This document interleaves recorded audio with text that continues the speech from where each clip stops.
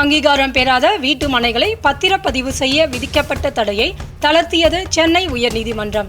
கடந்த ஜனவரி மாதம் வழக்கறிஞர் யானை ராஜேந்திரன் என்பவர் சென்னை உயர்நீதிமன்றத்தில் வழக்கு ஒன்றை தொடர்ந்திருந்தார்.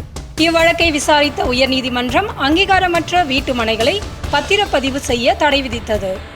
இவ்வழக்கில் பதில் மனு தாக்கல் செய்த தமிழக அரசு அங்கீகாரமற்ற வீட்டு மனைகளை வரைமுறைப்படுத்த நடவடிக்கை எடுத்து வருவதாக குறிப்பிட்டிருந்தது.